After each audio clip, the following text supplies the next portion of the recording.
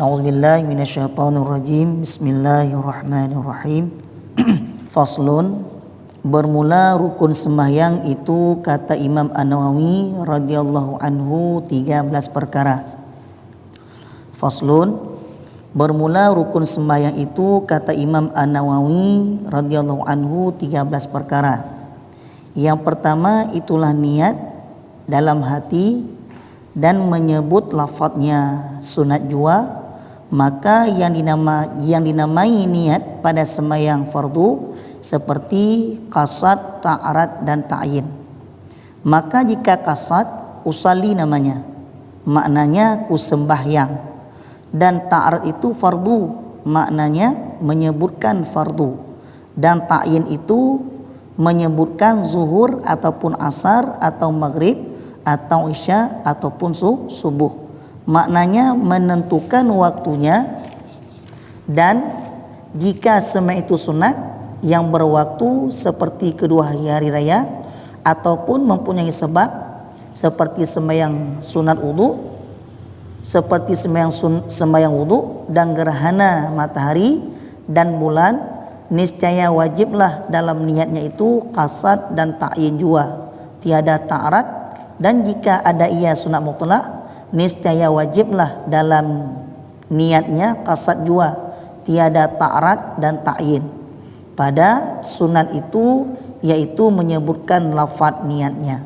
Nah, jadi penjelasannya itulah tentang masalah rukun sembahyang. Jadi kata Imam An-Nawawi radhiyallahu an bahwa rukun sembahyang semuanya ada 13 perkara.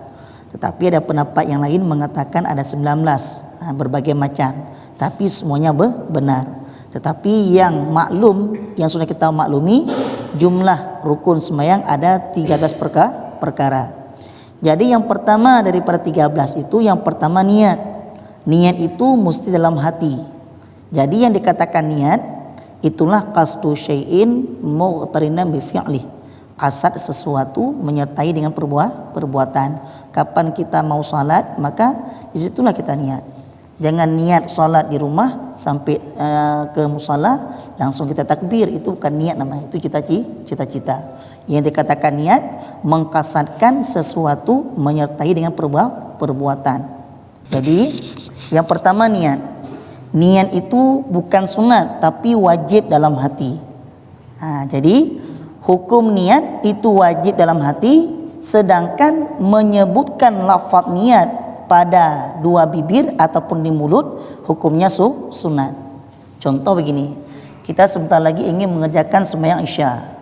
Sebelum kita takbir, terlebih dahulu kita niat, kita lafazkan usalli fardhu isya'i arba'a raka'atin mustaqbil qiblati ada'am ma'umalillahi ta'ala. Setelah kita lafazkan baru kita takbirkan. Maka dalam hati itulah, begitu kita takbir, dalam hati itulah yang dikatakan niat. Sedangkan yang kita lafazkan itu tadi, itu lafaz niat. Maka yang wajib itu dalam hati tadi. Sedangkan lafaz tadi sebelum kita takbir, duluan kita mengucapkan lafaz itu sunat. Jadi sebelum kita meniatkan apa sembahyang yang kita ingin kerjakan, maka disunahkan untuk lafaz terlebih dahulu. Kenapa tujuan sunat dilafazkan terlebih dahulu? Tujuan melafazkan apa yang kita ingin salatkan tersebut sebelum niat, tujuannya untuk mempermudah hati. Mempermudah hati untuk meniatkan apa yang kita salat. Maka sebelum kita takbir, sunat terlebih dahulu melafazkan usalli fardhu isya'i arba'a raka'atin mustaqbil qiblati ada'am ma'umalillahi ta'ala. Allahu Akbar. Begitu Allah, di situ ada qasad, ada ta'arad, ada ta'yin. Ngerti kira-kira ya? Ngerti Pak? Jadi dalam niat yang wajib cuma 3. Yang pertama qasad, yang kedua ta'arad, ketiga ta'yin. Mana qasad? Qasad itu contohnya seperti usalli. Usalli kalau kita terjemahkan sahaja aku sembahyang, sahaja lun sembahyang, itu qasad. Yang kedua ta'arad, fardu, sahaja aku sembahyang fardu. Maka makna sahaja aku sembahyang itu qasad. Fardu itu ta'arad. Ta'yinnya mana? Isya, maghrib, subuh, asar, zuhur. Cuma 3 wajib. Dalam niat yang wajib cuman qasad, ta'rad, ta'yin. Sahaja aku sembahyang fardu isya. Niat yang wajib. Sedangkan menghadap kiblat itu sunat, 4 rakaat itu sunat, mengikut imam kalau kita perlu 87 ta'yinkan mengikut imam. Yohana perleh baik kun. Ya. Yang wajib dalam niat cuma 3. Qasad. Mana contoh qasad? Sahaja aku sembahyang. Yang kedua ta'rad. Mana contoh ta'rad? Fardu. Fardu itu ta'rad. Ketiga ta'yin. Apa itu ta'yin? Sembahyang apa yang kita ingin kita kerjakan? Subuh. Usalli sahaja aku sembahyang fardu subuh. Itu yang wajib. Sahaja saya sembahyang fardu asar. Itu yang wajib. Maka dikala kita meniatkan sahaja saya sembahyang fardu isya, itu sudah ada qasad, sudah ada ta'rad, ta'yin. Itulah yang wajib kita hadirkan dalam hati kita dikala mulut mengucapkan Allahu Akbar. Ya, maka bakkeun menghadap kiblat, bakkeun 2 rakaat, bakkeun 2 rakaat, bakkeun mengikuti imam karena Allah Taala, itu semuanya merupakan perkara sunat, bukan perkara wajib. Kira-kira ngerti yang bertanya? Beda sembahyang sunat nanti. Punya sembahyang sunat hana wajib mendung. Bahkan ada seperti sunat mutlak cuma ta'yin mendung. Hana wajib qasad, hana wajib ta'rad. Tapi kalau sembahyang fardu 3 wajib. Qasad, ta'rad, ta'yin. Kalau orang bertanya, mana contoh qasad? Usalli. Itu qasad. Mana contoh ta'rad? Fardu. Mana contoh ta'yin? Isya, subuh, maghrib, asar. Maka dalam niat wajib cuma 3. Qasad, ta'rad, ta'yin. Maka qasad, ta'rad, ta'yin inilah yang wajib kita hadirkan dalam hati kita dikala mulut mengucapkan Allahu Akbar. Cuma nyan hadirkan. Ya, apabila itu enggak kita hadirkan dalam hati kita dikala kita mengucapkan Allahu Akbar, maka tidak sahlah niat. Apabila niat tidak sah, tentu tidak dinamakan orang sembahyang. Karena sah tidaknya salat tergantung niat. Maka menyeragu-ragu tentang niat tengah-tengah salat, otomatis hana sah sembahyang. Coba ragu-ragu, Allahu Akbar. Sedang-sedang kita baca Fatihah, timbul keraguan niat. Tadi ada niat enggak? Tadi ada niat enggak? Begitu timbul keraguan tentang niat, maka otomatis sembahyang tidak sah. Kenapa tidak sah? Karena niat merupakan punca sah tidak sahnya salat. Innama amalu biniyat. Apabila niat enggak ada, untuk apa salat? Karena yang pertama salat itu perkara sembahyang pertama itu niat. Niat itu merupakan perkara untuk memulai masuk dalam permulaan sembahyang. Maka niat takbir berdiri, kalau dalam hukum, dalam kita belajar hukum rukun 13 memang berdiri sendiri, niat sendiri, takbir sendiri. Tetapi hay'ah kelakuan itu menyertai. Berdiri, niat, takbir. Pertama kita berdiri, yang kedua berarti kita langsung takbir, baru niat. Memang kalau kita jabarkan satu persatu, tapi kelakuan yang kita kerjakan berarti menyertai. Enggak mungkin kita niat sambil berlari. Enggak mungkin kita takbir kalau bukan lagi salat. Contoh takbir lagi jalan dari rumah ke musala, kita takbir Allahu Akbar. Sembahyang sampai musala tidak sah. Maka begitu sampai ke musala, di situ kita berdiri, di situ kita takbir, maka di situ pula kita niat. Maka dinamakanlah orang yang betul-betul mengerjakan sembahyang. Ya, kasa boleh. Ya. Dah. Jadi kalau sembahyang fardu cuma 3, qasad, ta'rad, ta'yin. Maka jika sembahyang itu sunat yang berwaktu, mana contoh sembahyang sunat yang berwaktu? Seperti sembahyang 2 hari raya, ataupun sembahyang mempunyai sebab, seperti sembahyang sunat wudu, ataupun sembahyang gerhana matahari, ataupun gerhana bulan. Itu dalam niatnya itu wajiblah, dalam niatnya itu qasad dan ta'yin. Ya, qasad dan ta'yin tiada wajib ta'rad. Qasad, ta'rad, ta'yin itu pada sembahyang fardu. Tapi kalau sembahyang sunat yang berwaktu, sembahyang sunat yang punya sebab, ataupun sembahyang sunat hari raya Idul Fitri, ataupun sembahyang gerhana bulan, itu dalam niatnya cuma 2 wajib, qasad dan ta'yin. Saja lun sembahyang urun raya, saja sembahyang gerhana bulan, Hana pakaikan sunat. Saja le semayang sunat urayah, hana pakaikan sunat. Bahkan penyata ta'arat itu enggak wajib. Nah, yang wajib cuma dua. Pada semayang sunat hari raya, semayang sunat gerhana bulan, ingin mengerjakan semayang sunat wudu, itu dalam niat cuma dua, qasad dan ta'yin. Mana itu qasad? Sahaja aku semayang. Mana ta'yin? Dua hari raya. Saja saya semayang gerhana bulan. Saja lu semayang wudu. Hana pakaikan saja lu semayang sunat wudu. Hana pakai penyata sunatnya. Ada sunat hana takkan sah ni. Kenapa? Karena itu termasuk semayang sunat. Tapi kalau semayang fardu, saja lu semayang zuhur, tidak kita nyatakan fardu, maka tidak sah niat.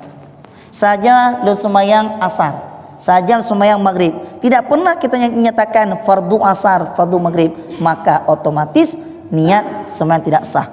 Kenapa tidak sah? Ketentuannya pada semayang fardu 3 wajib, qasad, ta'arat, ta'yin. Pada semayang sunat yang berwaktu, semayang sunat mempunyai sebab cuma 2 wajib, qasad dan ta'yin, tidak perlu ta'arat. Ya, kan? Dan jika ada ia semayang sunat mutlak. Apa itu sunat mutlak? Semayang sunat mutlak semayang yang tidak mempunyai waktu, kapan saja boleh kita kerjakan. Yang tidak boleh 2. Yang pertama selesai semayang subuh, yang kedua selesai semayang asar. Apabila kita mengerjakan semayang sunat mutlak selesai subuh, selesai asar, hukumnya haram. Selain 2 waktu ini, silahkan kita kerjakan semayang sunat mutlak. Kenapa dikatakan sunat mutlak? Semayang sunat yang tidak mempunyai waktu, kapan saja boleh kita kerjakan, asalkan 2 jangan. Selesai subuh, selesai asar. Nyo hanya pegot semayang sunat mutlak, le semayang subuh, le semayang asar. Tetapi boleh kita qada semayang setelah semayang asar, semayang subuh. Ingin qada semayang zuhur, kapan? Setelah semayang subuh, silahkan, enggak apa-apa. Ingin qada semayang isya, kapan? Setelah asar, silahkan, enggak masalah. Yang tidak boleh mengerjakan semayang sunat mutlak selesai semayang subuh, selesai semayang asar, itu haram hukumnya. Kenapa haram? Karena tidak boleh mengerjakan semayang sunat mutlak selesai subuh. Kenapa? Karena menyerupai ibadat iblis menyembah matahari terbit. Kenapa tidak boleh mengerjakan semayang sunat mutlak selesai asar? Karena menyerupai ibadat iblis menyembah matahari terbenam. Maka lanjut, le isya, le maghrib, le zuhur, silakan kerjakan sunat mutlak, enggak masalah. Tapi ingat, jangan pada 2 tempat, selesai subuh, selesai asar. Kenapa? Menyerupai ibadat iblis menyembah matahari terbit setelah subuh, menyerupai ibadah iblis menyembah matahari terbenam setelah asar. Makanya lanjut. Dah. Jadi, dan jika ada yang sunat mutlak, niscaya wajiblah dalam niatnya qasad jua. Tiada ta'arat, tiada ta'yin.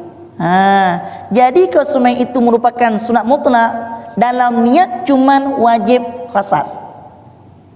Saja aku semayang, kajut. Ana pakaikan saja aku semayang sunat mutlak. Bahkan sunat mutlak itu enggak wajib. Cuman semata-mata kita ingin meniatkan Allah. Dalam niat itu kita katakan saja aku semayang, ataupun usalli saja. Allah, saja lu semayang. Akbar, kajut. Ya, tapi itu khusus untuk sunat mutlak. Karena semayang sunat mutlak yang wajib cuma qasad, sahaja lun semayang. Sedangkan ta'arat, sedangkan ta'yin itu tidak wajib. Makna tidak wajib kalau kita datangkan, apa-apa, ada masalah. Cuman kewajiban tidak ada. Kita datangkan boleh, enggak kita datangkan pun hukum semayangnya sah. Kalau semayang sunat mutlak. Ya. Kah? Kira-kira ada yang bertanya dulu di sini? Bagaimana halnya dengan sholat tarawih Ustaz, dan salat witir dan salat berupaya mendadak? Masalah niat dari yang bulan Ramadan. Kalau sunat rawatib, sembahyang sunat rawatib ataupun sembahyang sunat rawatib lenyan sembahyang sunat tarawih, itu merupakan termasuk sembahyang sunat yang berwaktu. Itno jika sembahyang itu sunat yang berwaktu, gini cuma wajib qasad dan ta'yin, hana wajib ta'arat saja lun sembahyang tarawih. Saja saya sembahyang witir. Tidak wajib untuk menyatakan sunat witir. Hana wajib menyatakan sunat rawih. Saja lu sembahyang rawih. Saja sembahyang witir. Saja sembahyang sunat. Saya lu sembahyang qabliyah zuhur. Saja lu sembahyang qabliyah asar.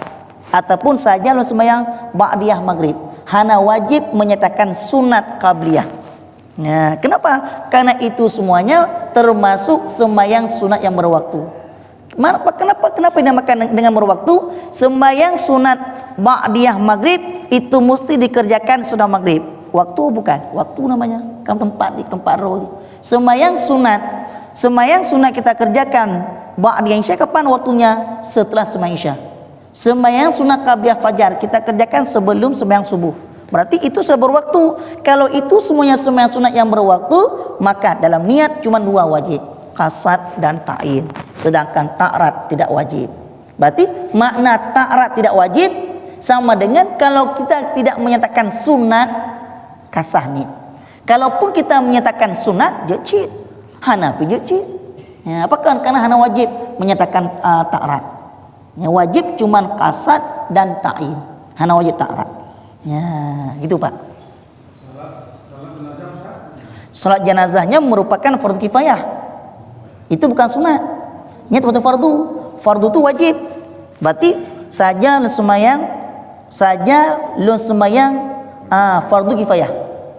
Pakai ke benar qasad ta'rat ta'yin. Pakai benar qasad ta'yin karena itu termasuk fardu. Mana fardu pakai ke fardu kifayah, satu orang mengerjakan lain terlepas. Maka sembahyang jenazahnya sama kita yang fardu wujud, cuma beda macam buat jenazah.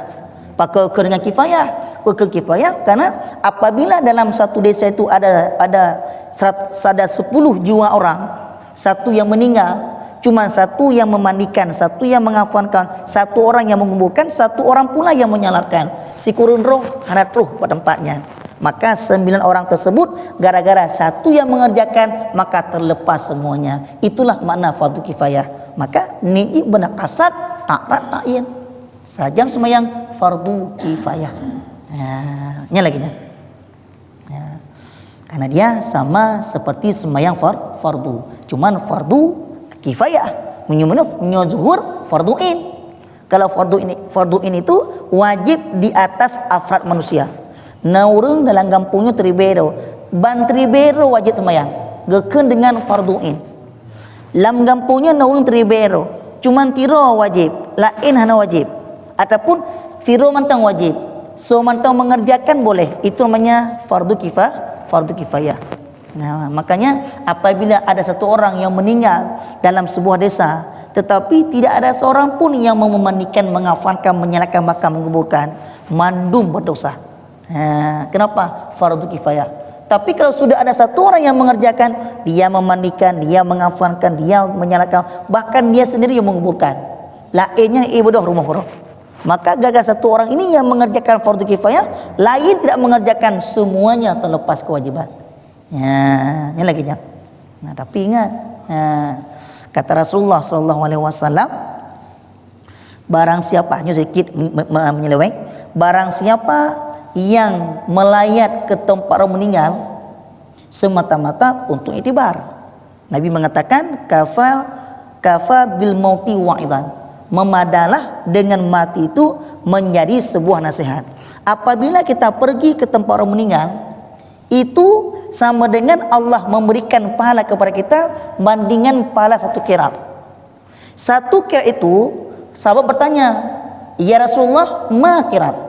Bagaimana bandingan 1 qiraat pahala ya Rasulullah? Kan Nabi menjawab, 1 qiraat pahala itu Allah tamsilkan, Nabi tamsilkan, 1 qiraat itu pahalanya bagaikan seperti sebuah gunung yang paling tinggi.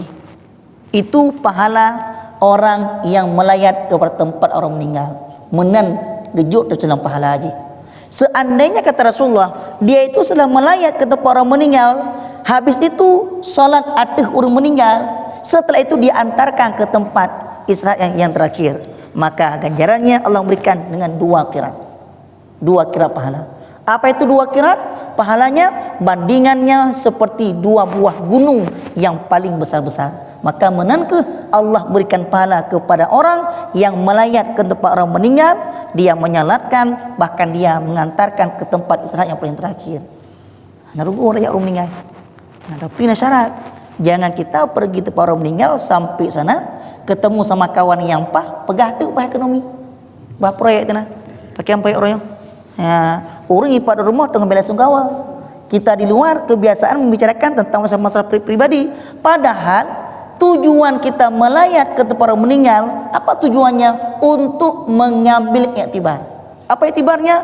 Orangnya tidak tanya ke menghadap pada Allah Ta'ala. Kaku badan, hendak bergerak li. Seandainya tanya, seandainya kita hari ini demikian keadaan, apakah sudah siap bertemu dengan Allah Ta'ala? Apakah sudah siap untuk bertanggungjawabkan segala amal ibadah kita? Sudah cukupkan amal kita tersebut? Itulah faedah kita melayat ke tempat orang meninggal. Tapi sekarang sudah berbeda. Begitu sampai orang meninggal, bahkan orang dalam rumah lagi baca Yasin, kita dua lagi duduk-duduk, bahkan berbicara, tertawa, terbahak-bahak. Itu namanya bukan lagi pahala Allah berikan, tapi dosa. Maka kata Rasulullah SAW, salah satu yang membawaki kepada kasratul qulub, salah satu perkara yang membawaki kepada keras hati, dikala kita melayat ke tempat orang meninggal tersebut, kita enggak pernah ambil iktibar, tetapi kita selalu bicara dengan bahan-bahan dunia, dengan sanak saudara, dengan teman-teman kita. Itulah merupakan salah satu perkara yang membawaki kepada keras hati kita. Teruk pada tempat orang meninggal, kem-kem pengahaba karo. Nyangkenyan wap tak pengahaba, wap kita tertawa di depan orang rumah orang meninggal, itulah jalan membawaki kepada ker hati dia. Ya, kira-kira menyutajak konan konco itibar, maka bejak mantau. Maka kebiasaan orang begini, kenapa kita melihat orang meninggal, tajak bagap jawab dia. Ya, tajak bukan jawab dia. Nya hanya cok adat lagi nya. Kalau adat itu kita kerjakan, maka 2 qirat hana pak cok. Kita bancit, melayat ke orang meninggal itu bukan hukum adat. Jangan kita ambil hukum adat, tapi kan juga cok jaknyan semata-mata lillah karena Allah, untuk ambil iktibar. Jak semayangnya ku ya pedudro apa rumah.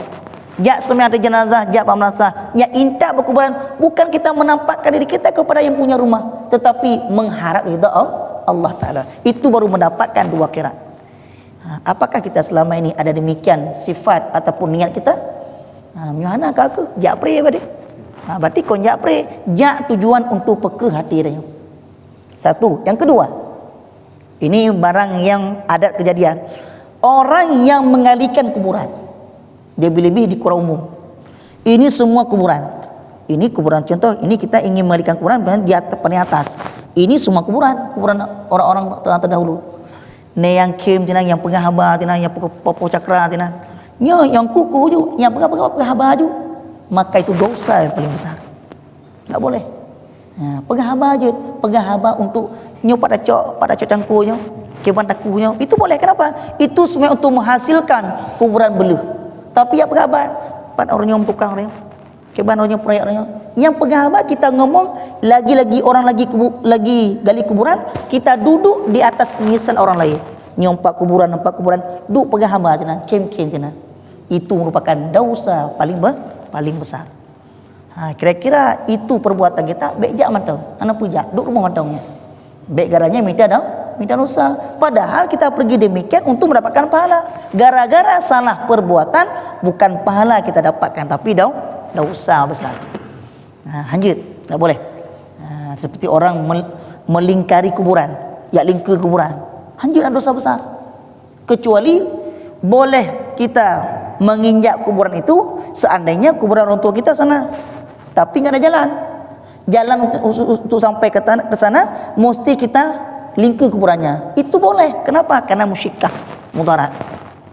Tapi kalau seandainya nggak ada mudarat, memang kaki dia memang nggak tahu apa cu, lingkar kuburan lagi, kita lingkar tang itu bukan kuburan, nggak boleh. Sekali kita melangkah atas kuburan, apabila bukan karena musyikah, itu dosanya sama seperti kita lari dalam medan pertempuran.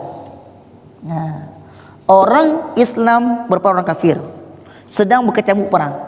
Lari dalam masa berkecamuk perang itu dosa paling besar setelah dosa musyrik.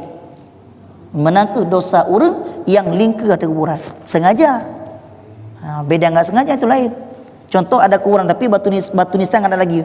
Ini kuburan apa bukan? Kuburan apa bukan? Kita ragu-ragu. Kita pijak, itu enggak masalah. Kenapa? Tandanya enggak ada.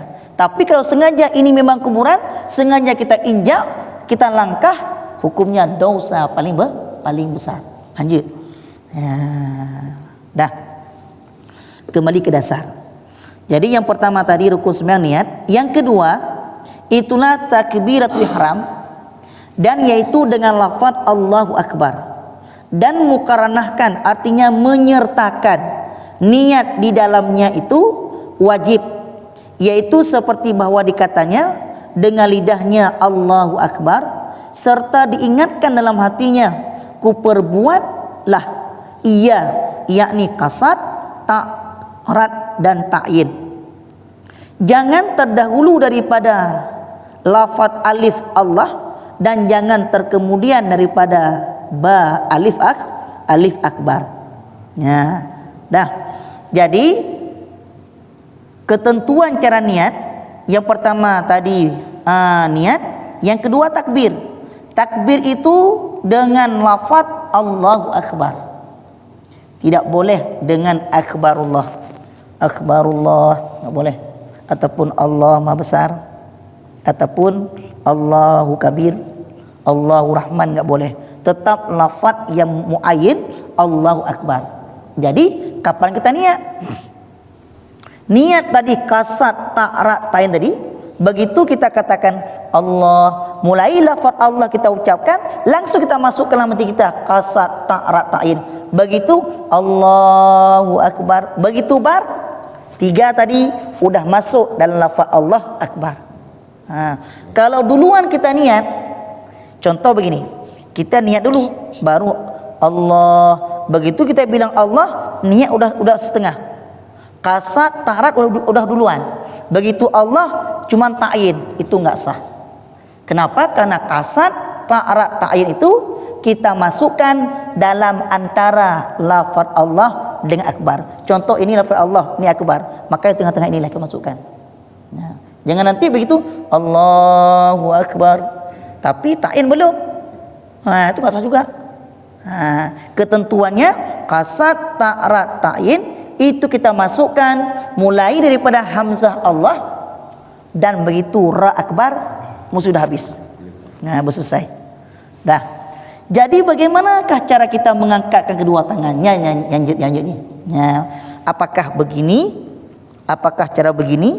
Apakah begini? Dalam kitab Iyadut Talibin digambarkan mengangkatkan kedua tangan itu mulai kita mengucapkan hamzah Allah. Mulai lafaz Allah langsung kita mengangkatkan. Dari mana kita ambilkan? Apakah dari sini? Apakah dari sini? Kitab yang mengatakan ini dua telapak tangan itu setentang dengan dua bahu. Apakah begini? Ini boleh kata-kata setentang. Tetapi yang menyatakan setentang bukan begini, itulah yang kitab berkatakan dua ibham itu mengenai daripada dua ujung telinga. Ini dia. Maka ketentuannya setentang, nyamanan. Berarti nyo bedu atuh. Nyo ini merupakan kesempurnaan mengangkatkan kedua tangan di takbir. Begini dia. Ini sunat mengenai dua telinga. Begitu kita berdiri, Allahu Akbar. Jangan begini. Allah. Berarti itu dulu kita ucapkan Allah. Sunat mengangkat kedua tangan. Begitu ingin kita mengucapkan Allah, langsung. Siapa tengah tu sah? Begini Pak. Pondong le. Menang takbir, Allahu Akbar. Berarti mana? Dan sebagainya begini, Allahu Akbar. Tangan terakhir ada juga. Tapi untuk mendapatkan fadilah sunat yang sempurna, caranya mana? Allahu Akbar. Begitu kita mengucapkan Allah, tangan langsung angkat. Begitu tangan sudah berada, telapak tangan kanan memegang tangan kiri. Nanti di mana kita letakkan kita bicarakan lagi nanti. Nah, yang penting mengangkat kedua tangan itu sunat 2 jempol mengenai 2 anak telinga. Nah, ini sunat dibukakan, bukan buka yang besar, buka pertengahan. Betok cik, be mana onda? Buka baca mana? Allahu akbar. Dah. Telapak tangan kanan menggenggam pergelangan tangan kiri. Di manakah kita letakkan? Kita letakkan ini di atas pusat di bawah dada. Ini dada, ini pusat berada di sini. Baik ini, ini dada ke no? Baik ini cik. Baik ini sih, ini pusat. Pecit. Sunat meletakkan kedua tangan itulah di atas pusat di bawah dada. Ada pendapat lain mengatakan sunat itulah menggenggamkan lambung yang kiri. Nah, kenapa? Nah, karena kenapa di sini? Karena di lambung kiri ini ada sebuah namanya lubang maknawi. Lubang itu kalau kita lihat dengan mata kepala kita nggak nampak. Menggunakan lubang maknawi. Kenapa? Dari lubang inilah merupakan iblis yang bernama Khannas masuk dalam jiwa kita dari sini ya, lubang ini. Cuma nggak nampak dengan mata kita. Dia masuk ke tubuh kita, maka itulah yang mewakili kita solat tidak khusyuk.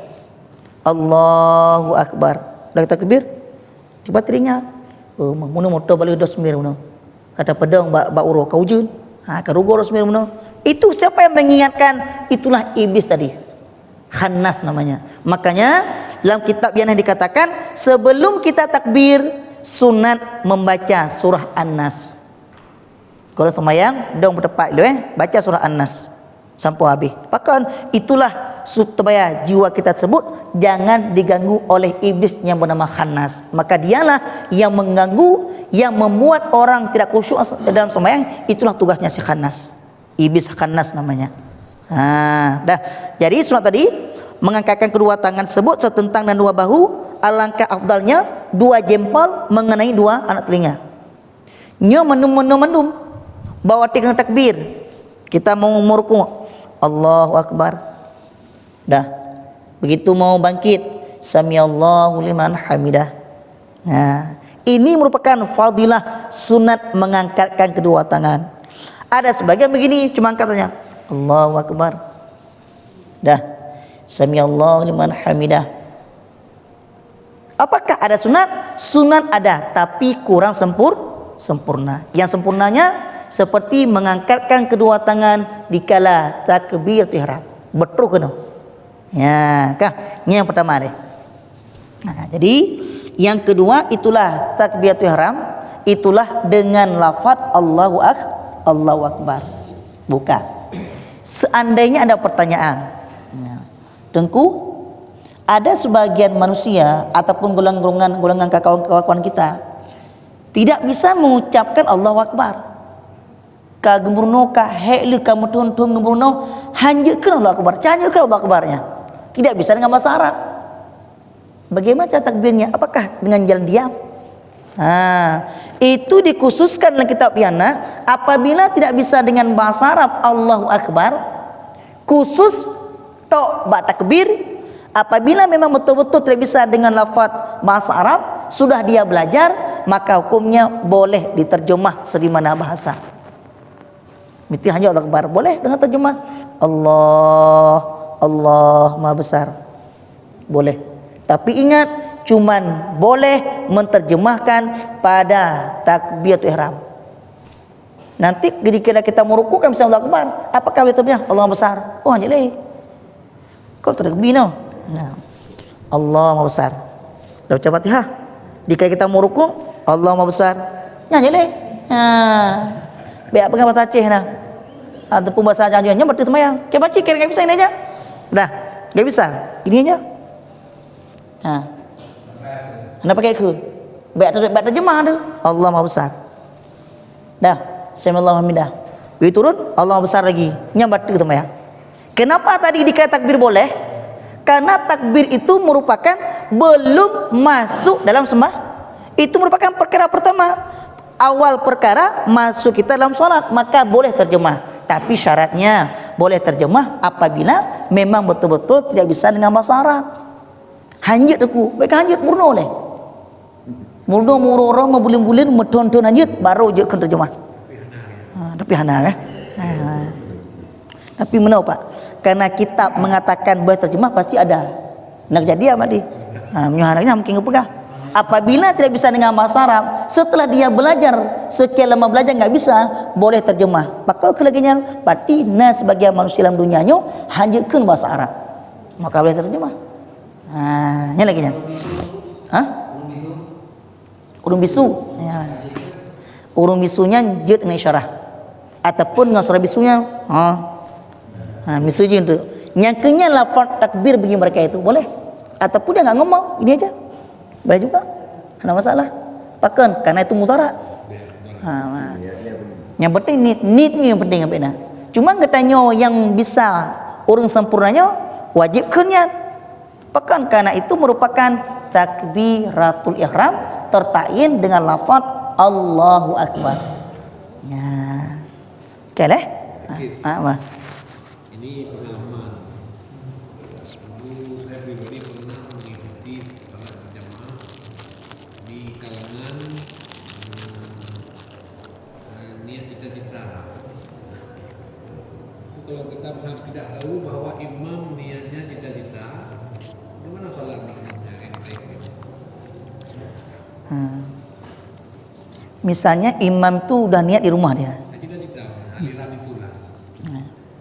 Apabila gitu Pak, apabila kita yakin, memang kita yakin imam itu niatnya bukan di kerana solat, tapi cita-cita.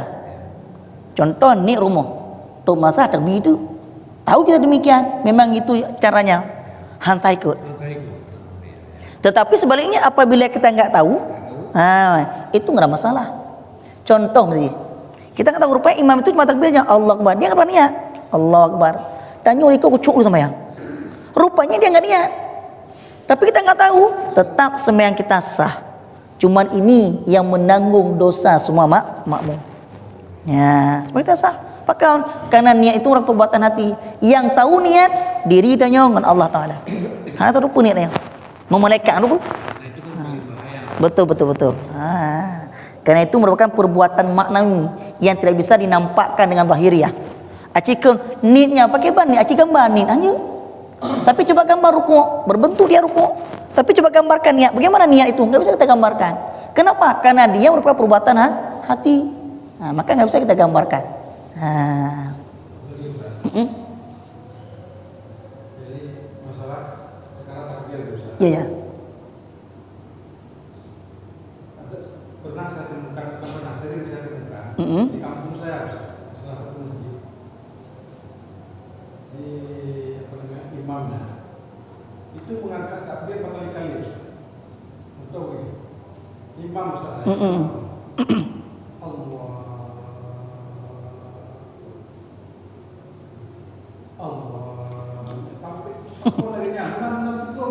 Ya betul. Betul.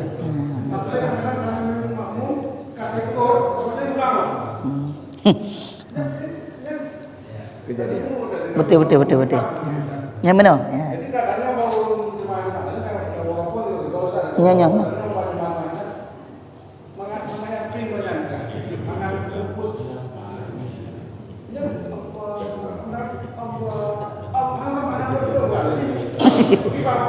Mana Pak?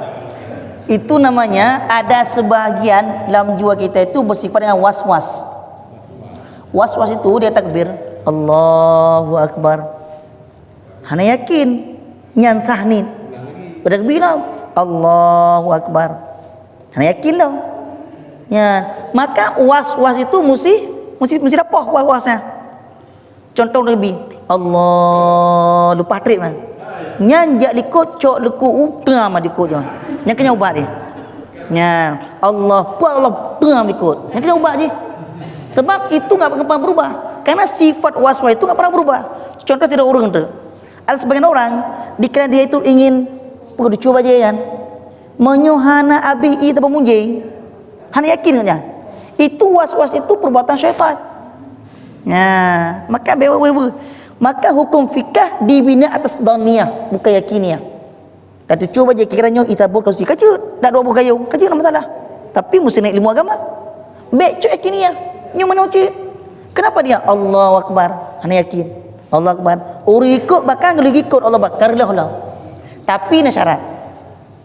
Apabila imam itu berulang-ulang takbir bahkan 7 kali, tetapi takbir pertama, kedua, ketiga, keempat, kelima, keenam memang yakin dia tidak sah, maka takbir ke-7 itu merupakan masuk sembahyang. Kata apa? Yang kedua, ada sebagian orang berarti takbir juga Allahu Akbar. Sah tapi ragu. Ragu dia sebut. Maka takbir yang kedua itu bukan dalam sembahyang tapi luar sembahyang. Pakai takbir 3 waktu kali ketiga. Tetapi kalau dia takbir pertama memang yakin tidak sah, takbir kedua yakin sudah sah, berarti itulah dalam sembahyang. Tapi yang kedua tadi, takbir pertama dia sudah sah tapi ragu-ragu. Takbir 3 waktu.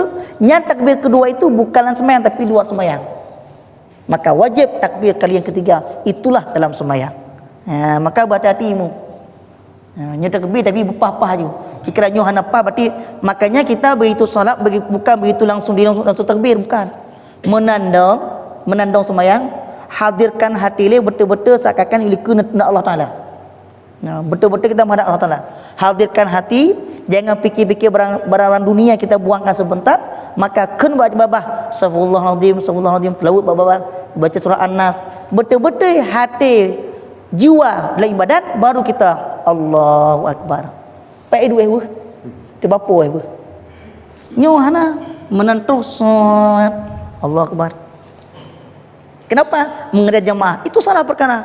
Kebancit walaupun kita masih bukan masalah. Menentu sembahyang pada megek-gek. Hadirkan hati dulu. Kan? Hadirkan hati buat berarti segala bimbang dunia pentingnya benar boh tak ada. Kebahagiaan. Simpan sebentar. Hadirkan hati untuk solat. Bayangkan solat. Baca astagfirullahaladzim baik ganggu lebih. Baca surah An-Nas. Begitu betul-betul hadir hati, takbir ju Allahu Akbar. Pai dua ewe. Hana ewe sana, tebapo ewe. Maka kita enggak boleh. Kadang-kadang orang salah perkara. Untuk mendapatkan jamaah begitu dia dalam speak masjid Allahu Akbar. Yang salah lagi ya. Tuju lagi ya. Itu namanya tidak ada adab dalam solat. Solat itu ada adabnya. Berdiri, hadirkan hati terlebih dahulu, baru kita menghadap Allah Subhanahu Wa Taala. Boleh lagi nya? Kahnya lagi nya. Nya lagi nya Pak. Maka ji menyo imum yang lewehnya nya bergebile. Kalau le yang toh yang betul tergebi. Udah gebile monggo tu. Bergebi mantu Allah Akbar, dia tergebi Allah Akbar. Ka ulang dah. Betul. Bahkan lum pernah teme termasuk orang-orang alim. Begitu beliau takbir Allah lupa trik Allah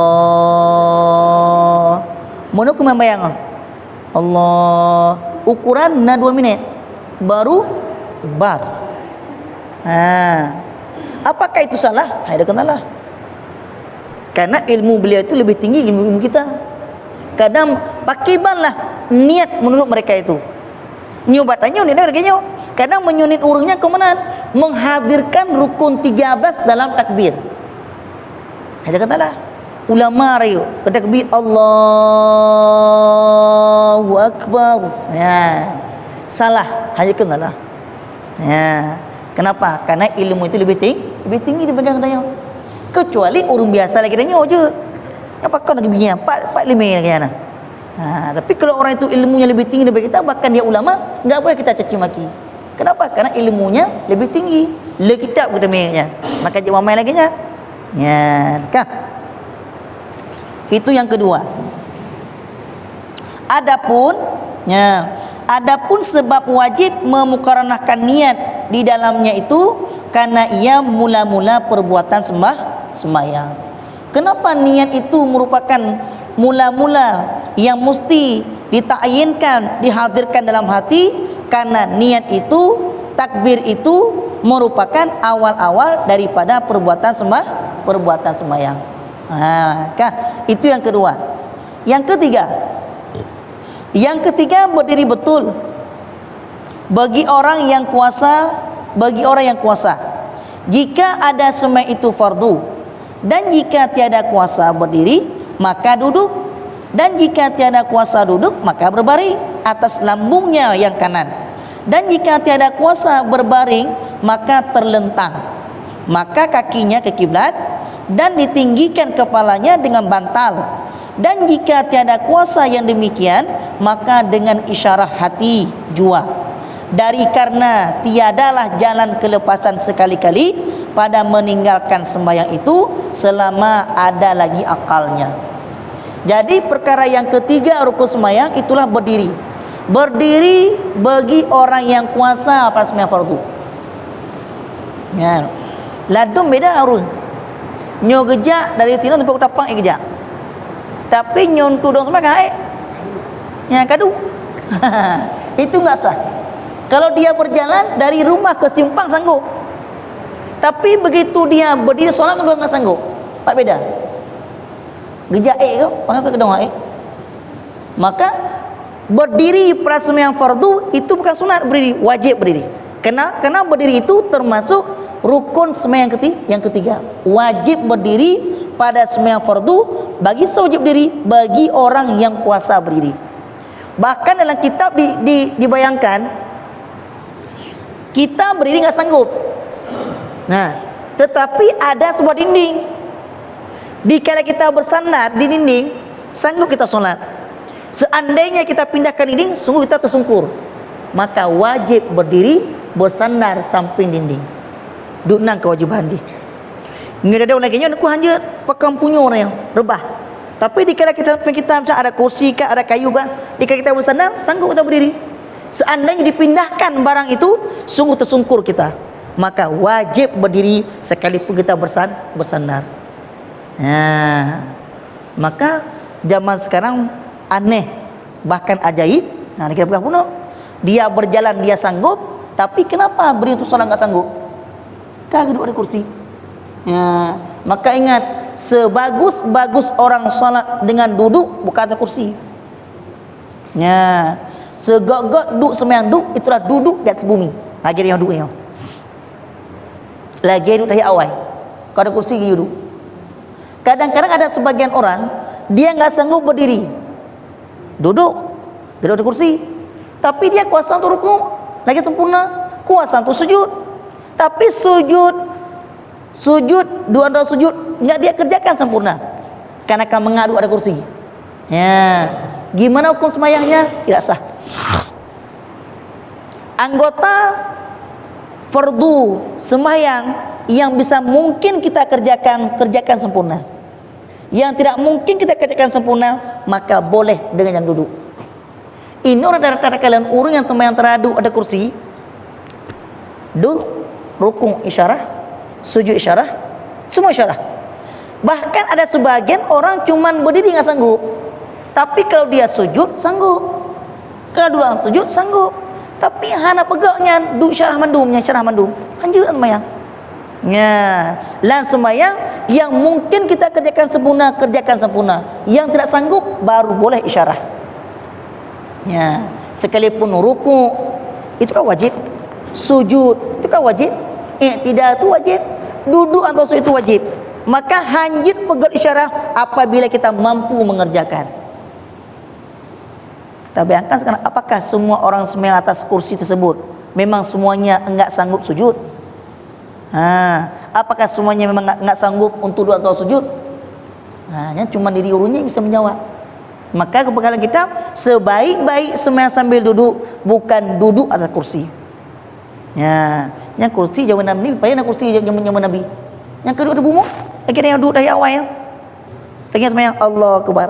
Buat dia rukuk, sujud, kedeh, sempurna. Hanya mungkin sujud kadang mumang tu. Berarti menyurukuk sujud lebih rendah lagi. Maka bukan atas kursi hakikatnya sembahyang duduk. Mesti di atas bumi. Kecuali memang orang dua tua renta. Kalaupun dia duduk begini, kena rebah tu. Beta keng duduk, mengetuk lainnya mumang ya. Maka duduk di kursi mengat ke tadu tapi mintih. Itu boleh. Maka itu cara sembahyang. Maka kita ada rencana ibadah tetapi salah dalam mengerjakan. Semua yakin tapi salah cara-cara pubut. Hanya ilaginya. Mungkin du atas bumi. Kalau sanggup sujud. Kalau sanggup sujud kedua sujud. Kalau enggak sanggup baru kita isyarah. Berarti kalau duduk sambil duduk tentu rukun isyarah. Tak mungkin enggak berdoa. Mungkin gedung. Berarti tentu rukun isyarah. Tidak isyarah. Sujud kalau mungkin kuasa sujud yang sempurna. Duduk antara sujud kedua yang sempurna. Menyahana mungkin sujud sempurna, isyarah lah. Kan? Maka yang tupu tanya kuasa cuman diri kita sama Allah Taala. Cuman orang bisa melihat saja. Orang mengatakan dia enggak mampu. Cuma kita bisa mengatakan, tapi yang kuasa tidak kuasa, yang tahu cuma kita sama Allah. Kau terima ibadahnya ke tengok rekat kalau tengok. Maka ada sebagian orang besok hari kiamat begitu memintakan pahala ibadah sama Allah Taala, hanya jawab pahala Tuhan. Apakah?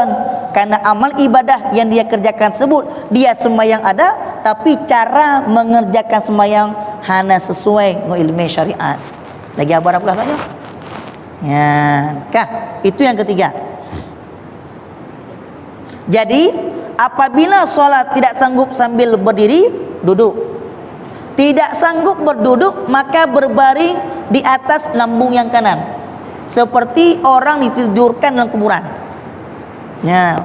Berarti ulai kedih ulai kedih atuhnya atur lambung mana sembahyang. Apabila enggak mungkin lambung yang kanan, maka berbaring berarti ulai kedih kikino di atas kepala, taruhkan bantal sedikit, berarti muka dia menghadap ke kiblat. Apabila tidak mungkin dengan berbaring, baru dengan isyarah dengan hati ataupun dengan anggota. Tidak mungkin isyarah dengan hati, yang kabibah enggak meninggal. Hanya duduk berbaring lambung yang kanan. Hanya mungkin baring terlentang. Enggak mungkin terlentang isyarah. Isyarah ada dua. Ada isyarah dengan anggota tubuh, ada isyarah dengan mata, dengan hati. Seandainya anggota tubuh udah kaku mau, cuman hati yang masih memet, maka sembahyang dari pertama niat sampai salam itu dengan hati semua isyarah. Apabila hati enggak berfungsi lagi, maka disolatkan. Habis perkara. Maka kepercayaan tidak ada sekali-kali jalan untuk meninggalkan solat dengan jalan sengaja. Kalau itu berapa banyak orang di rumah sakit yang terbaring, berapa banyak yang tidak solat, berapa banyak yang solat. Bahkan sakit bacuk macam impuls lagi. Pakai keteter. Pakai sembahyang karena mensambung keteter dengan najis. Katanya enggak solat. Siapa bilang enggak solat? Atas nama begitu sampai waktu solat, yang solat tetap wajib kita kerjakan. Mensambung dengan najisnya itu mudarah namanya. Apabila tak pegak sembahyang masanya, meninggal dalam sakit, bertimung ibadah dengan Allah Taala.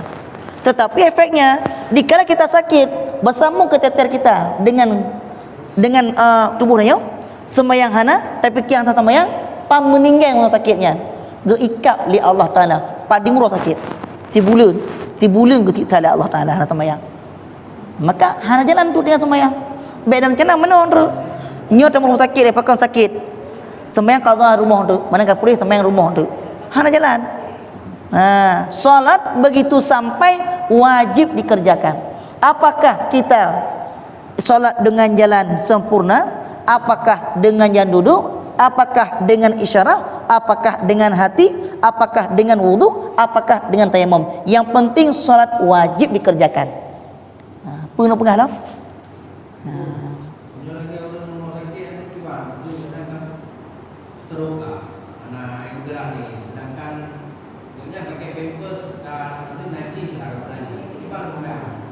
Itu namanya sembahyang orang itu sembahyang hormat waktu namanya. Sembahyang hormat waktu.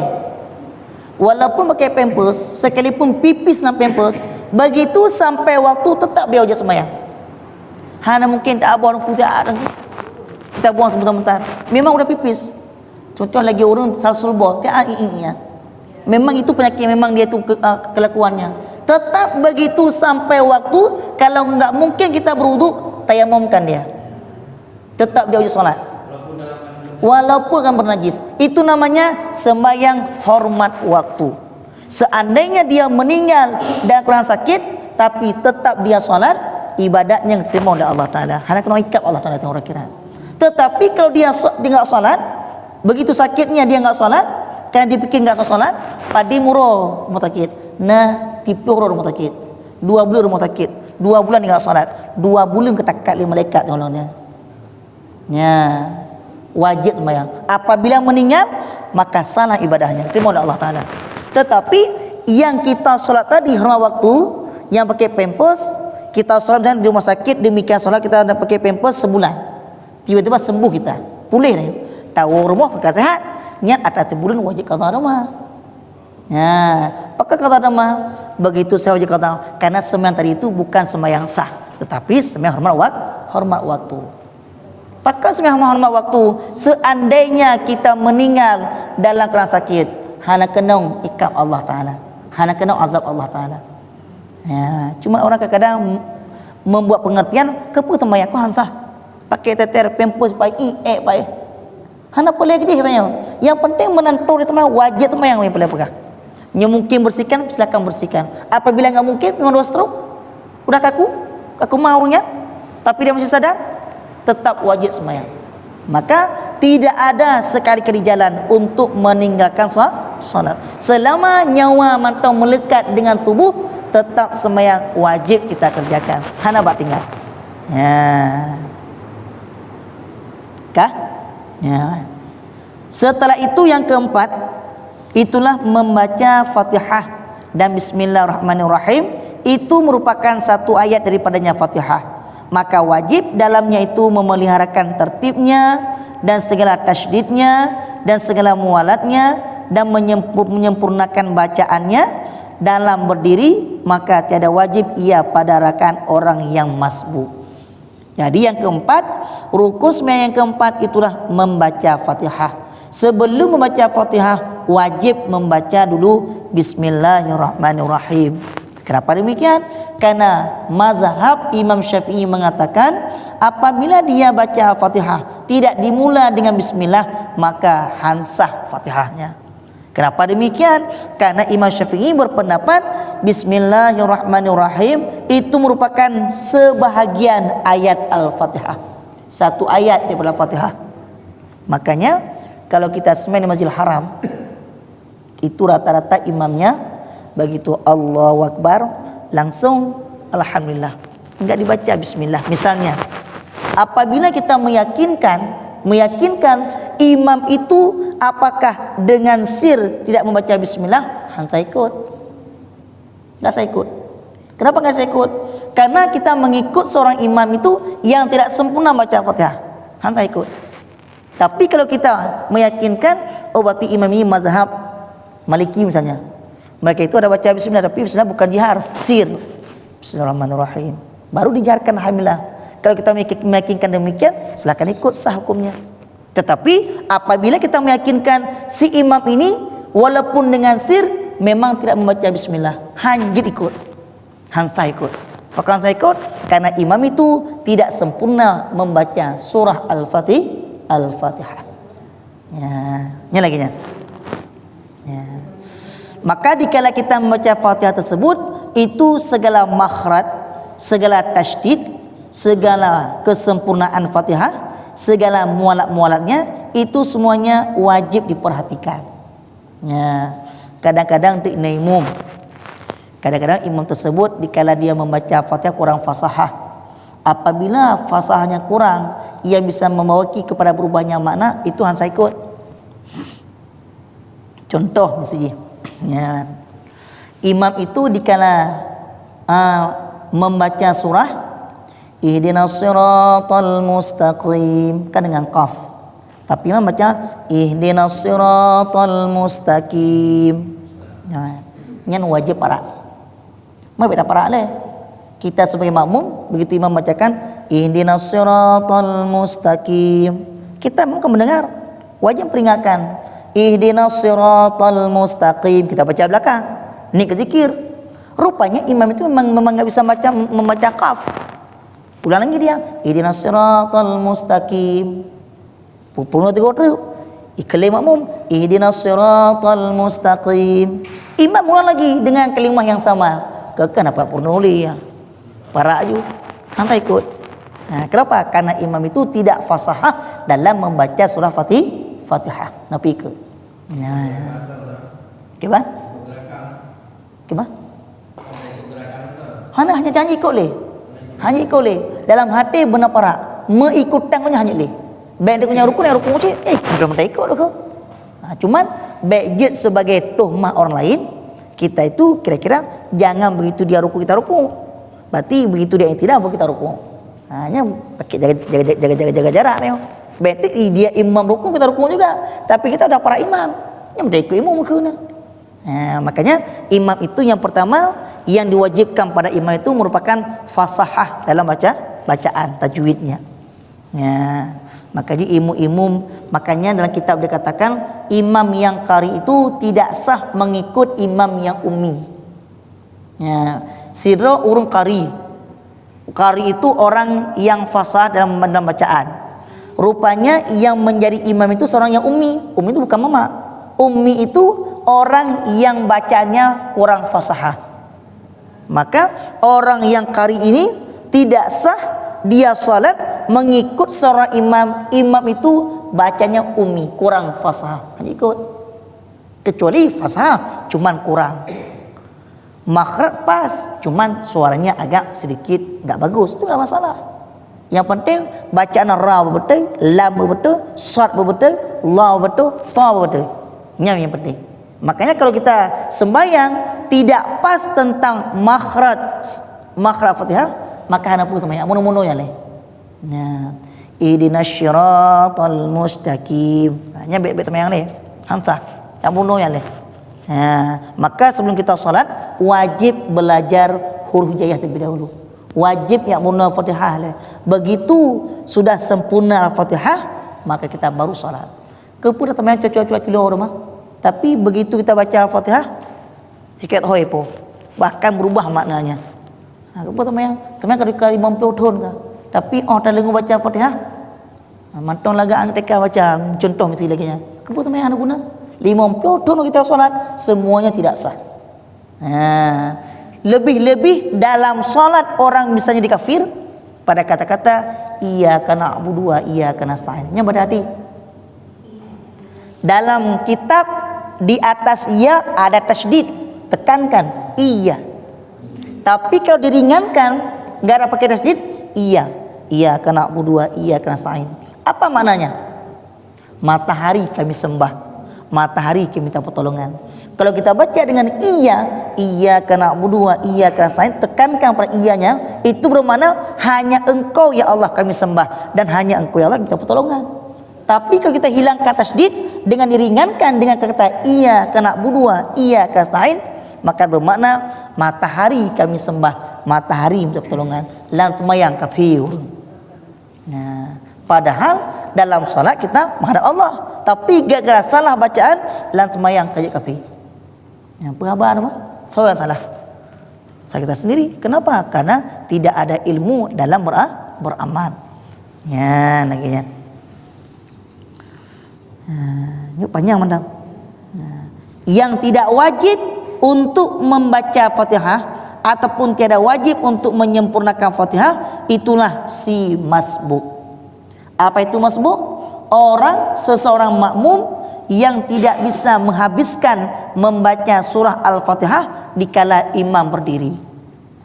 Dia sampai ingin membaca Fatihah sempurna, enggak cukup lagi. Kenapa? Imam keburu rukuk. Maka semana sempat dia baca, segitulah dia baca. Baru ihdinas siratal mustaqim, pam ruku imam, beta mulai ruku. Yang enggak habis itu merupakan tanggungan si imam. Maka kesimpulannya imam itu mesti fasah dalam bacaan. Kenapa? Semua Al-Fatihah semua masbuk, semua tanggungan si imam. Nama masbuk 80 orang masjid raya nanti. 80 orang masbuk, 80 buah qiraah Fatihah. Wajib imam yang tanggung. Apabila dia enggak fasah, bagaimana yang menanggung orang? Dia sendiri enggak fasah, bagaimana menanggung orang lain? maka berat je ilmu. Ya. Kah? Nyebut tali kacit ini deh. Yang kelima, yang keenam berarti insya-Allah minggu depan nanti. Kira-kira sampai sekian ada yang bertanya ibu? Kira-kira? Ini mengenai sujud, Sujud Bu ya. Boleh. Itu kan menyerupai seperti anjing. Solat itu ada menyerupai anjing. Anjing tidur, anjing saya kalau gini buat gini.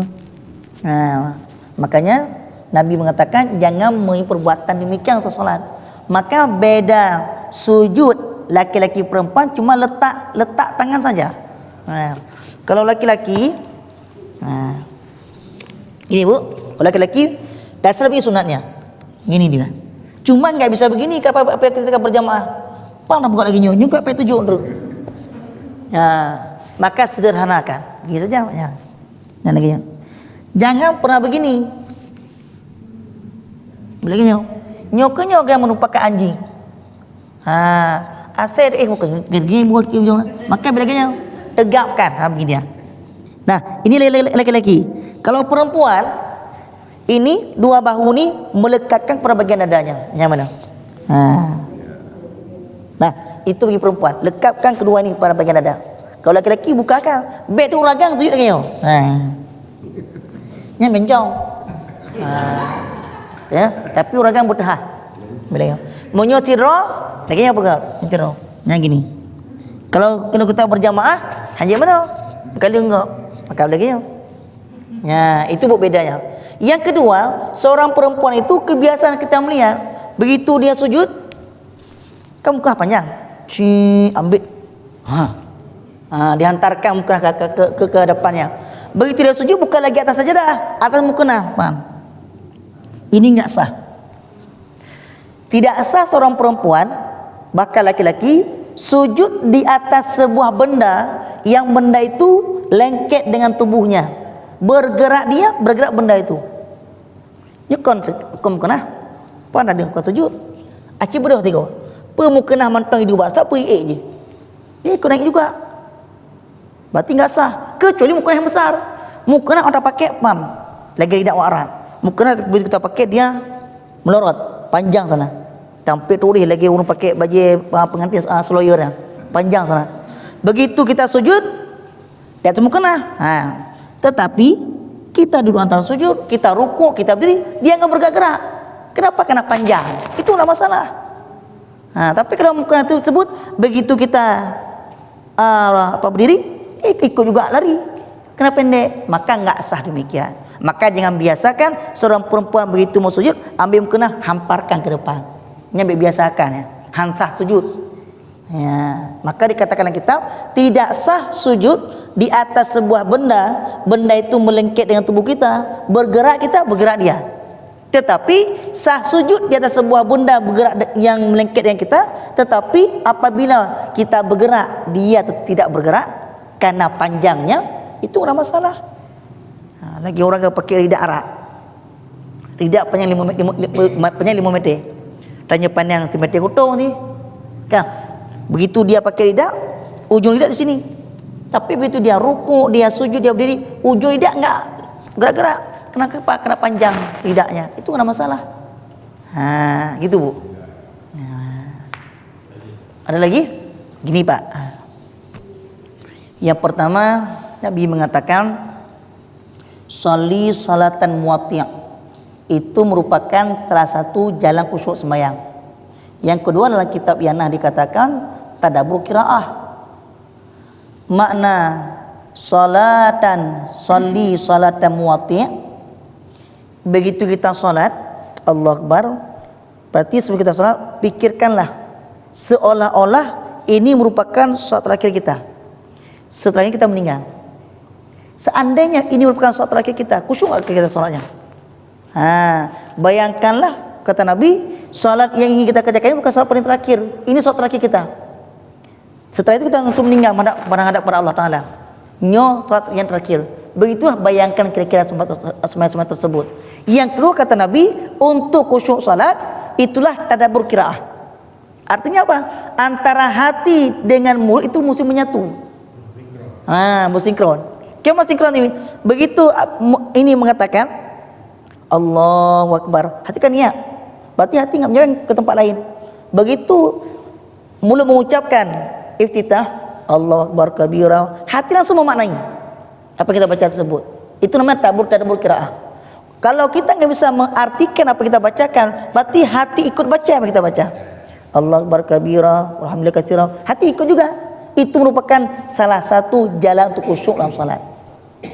Tapi kalau kita bilang Allahu Akbar, contoh begini, apabila kita lupa sesuatu, enggak terima taruh, kebiasaan begitu sembahyang Allah Akbar teringat, oh di sini taruhnya. Kan khusyuk lagi. Walaupun demikian teringat, salat tetap sah. Tapi jangan hati berkepanjangan teringat barang demikian, langsung buangkan, langsung kita kembali menghadap salat. Itu aja khusyuk. Ya, tapi ingat, sekalipun mazhab Syafi'i, sekalipun solat enggak khusyuk tetap sah. Ada masalah. Sebab nyo lagi perkataannya untuk khusyuk dari pun dari akhir, mungkin. Di pertama takbir kita khusyuk sampai salam itu enggak mungkin. Pada khusyuk setengah, satu rakaat, kedua ketiga hati. Ketinggalan dah gede. Dah, itu bukan retak-retak kita apa. Kalaupun kita mau khusyuk, jalannya mesti tadabbur qiraah. Itu merupakan salah satu jalan. Yang kedua, apabila kita menemukan jenazah pada sebuah tempat, apakah kita hukumkan dia Islam atau kafir? Letak dia meninggal di mana? Apabila diletak kita temukan mayat pada sebuah daerah yang daerah itu kebanyakan orang muslimin, maka dihukumkan dia muslim sekalipun dia kafir. Tetapi kalau sebuah jenazah ditemukan di daerah orang yang mayoritas orang kafir, maka itu boleh dinamakan orang kafir, bukan Islam. Tergantung tempatnya. Jika kita menemukan sebuah jenazah di sebuah tempat yang mayoritas orang Islam, maka dia Islam. Maka kewajiban bagi kita yang menemukan, kalaupun kita enggak sanggup sendiri, maka kita panggil warga-warga semuanya. Kalaupun kita sanggup sendiri untuk menyelesaikan fardu kifayah, berarti kita sendiri mengerjakan. Kita mandikan, kita kafankan, kita solatkan, bahkan kita sendiri yang menguburkan. Kalaupun sanggup. Jangan nanti kita begitu menemukan jenazah lari kita. Tapi gitu lari, tahu itu jenazah, tapi enggak pernah kita kabarkan bagi orang lain, maka kitalah sendiri yang berdosa. Kenapa? Tidak menyelesaikan fardu kifayah.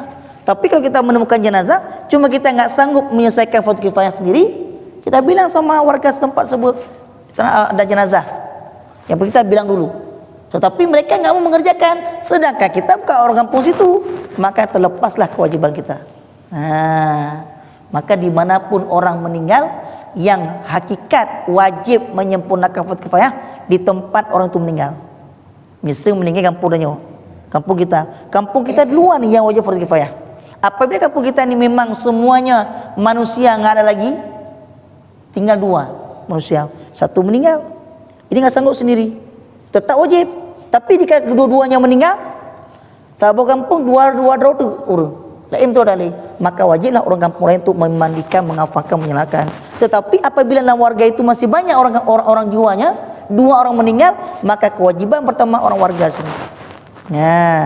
Hanya jangan orang lain, tetap warganya oleh wajib menyempurnakan fardu kifayah. Kalau misalnya dikebumikan itu di daerah lain yang tidak memungkinkan penduduk tempat itu dia berdomisili tidak bisa datang, itu bisa bagaimana mengumpulkan mereka? Kalau seandainya yang menguburkan itu dan yang dasarnya tempat yang meninggal, contoh kita meninggal di sini, tetapi dikebumikan di kampung lain, tetapi yang menyelesaikan kebumikan orang sana misalnya, itu tidak masalah, kita terlepas kewajiban. Tetapi kalau orang sana enggak menerima juga, tapi di sana kuburannya, tapi mereka enggak mau menggali, maka kewajiban kita pergi sana menggali juga. Kalau dia meninggal di sini, sekalipun dia orang kampung, contoh orang kampung di sana enggak terima. Contoh misalnya orang yang berbuat maksiat misalnya, dia lari kampung lain, tiba-tiba meninggal. Begitu meninggal di sini enggak ada tempat tanam, cuma di kampung ada tempat kuburannya. Sana dia dimakamkan, tetapi orang kampung enggak mau menerima. Enggak mau menerima artinya apa? Enggak mau menggali kuburannya. Maka kewajiban orang tempat jenazah ini meninggal wajib pulang ke sana untuk menggalikan kuburan. Yang jenazah tetap tidak boleh terbengkalai kecuali satu jenazah. Qata' tarik. Apa itu qata' tarik? Orang yang menakut-nakuti orang dalam perjalanan, begitu dia menakut-nakuti, mengambil barang, membunuh lagi jiwa manusia. Nya ke kata tarik seperti bajing loncat. Kata tarik itulah tugasnya menakut-nakuti orang dalam perjalanan, mengambil harta orang perjalanan. Begitu harta diambil, dibunuh lagi yang punya harta. Maka si kata tarik ini begitu dia dapat, hukumnya dua. Yang pertama, boleh dibunuh terlebih dahulu. Begitu dibunuh, tidak boleh semayangkan, dikafankan, langsung dipajangkan di terik matahari. Sampai kapan? Ada pendapat maka sampai 7 hari. Kalau baunya menyengat, nggak boleh tahan, baru dikuburkan. Satu. Pendapat kedua mengatakan sebelum dia dibunuh maka disalib terlebih dahulu. Kau salib berarti lagi orang Kristen. Yuade bauro oleh. Setelah dijemur di terik matahari selama 7 hari, baru dibunuh. Setelah dibunuh, maka tidak wajib untuk ditanamkan selama-lamanya. Kemudian kita bawa apabila ada binatang yang memakan bangkai, kena hidup. Nah, itu si kata tarik. Si kata tarik sama seperti orang murtad. Orang murtad hana wajib tanam.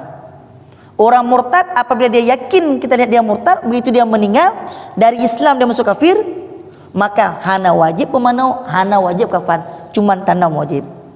Cuman apabila memang dia murtad toleh, nyobakan tanam hana wajib. Kebancit apabila ada binatang yang makan daging, serahkan ke sana. Bayar pajak dia mandau. Ya, kenapa? Hina orang murtad. Dia masuk agama, meninggalkan agama yang hak, masuk dalam agama yang salah. Nah, ini lagi yang berlaku. Tapi antara murtad dengan kata tarik, lebih hebat kata tarik. Nah, ancamannya. Nah, maka hanjut urung takut bak jalan. Liu takut coh harta go poh orang poh harta. Nya nyum teme, nya lagi nya hukum agama ayu puga. Lan agama Islam yang puga. Tapi nyo nang rohana nya hanya puga cit. Ipoh rayo man. Nya lagi nya. Kaji ini no?